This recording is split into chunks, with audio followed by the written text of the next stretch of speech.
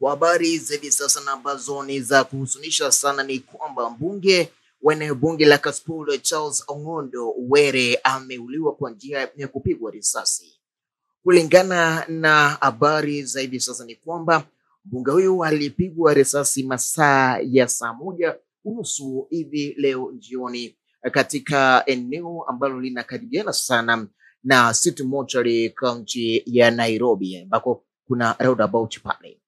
Kulingana na walioshuhudia kisa hicho, wanasema kwamba yule ambaye alimuua alionekana kuwa kwenye pikipiki na walikuwa watu wawili pale, na kulingana na hawa watu walioshuhudia kisa hiki ni kwamba yule mtu alipiga ile risasi kwa karibu sana kumuumiza mbunge huyu wa eneo la Kasipul.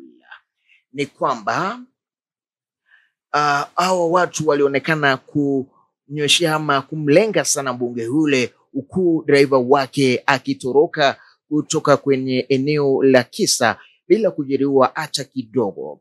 Maafisa wa polisi pia waliokuwa kwenye zamu, wale wa trafiki pale, pia wameshuhudia kisa kile, na zaidi alipojeruhiwa alikimbizwa katika hospitali ya Nairobi Hospital, ambako wakati alipofika alitangazwa kuwa ameaga dunia, kitu ambacho kwa sasa kimeleta ngumzo, na pia wengi wanataka kujua kisa na maana ya huyu mbunge kupoteza maisha yake, kisa na maana yake kufuatwa na watu ambao hawajulikani. Na swali kubwa ambalo linakuja ni je, yupo mbunge ambayo wanawekewa ulinzi mara mingi sana, na pia zaidi ni watu ambao ni viongozi, kama wanaweza ulio kwa njia hii, basi na wananchi ambao wawekewa ulinzi na ambao hawana bodyguard kila wakati, itakuwa vipi katika nchi ambayo tunaipenda, nchi ambayo tunaifurahia? Je, kuna kuwa namna gani? Kwa sababu sasa ni mbunge, mtu ambaye anatengeneza sheria pale kwenye bunge la kitaifa.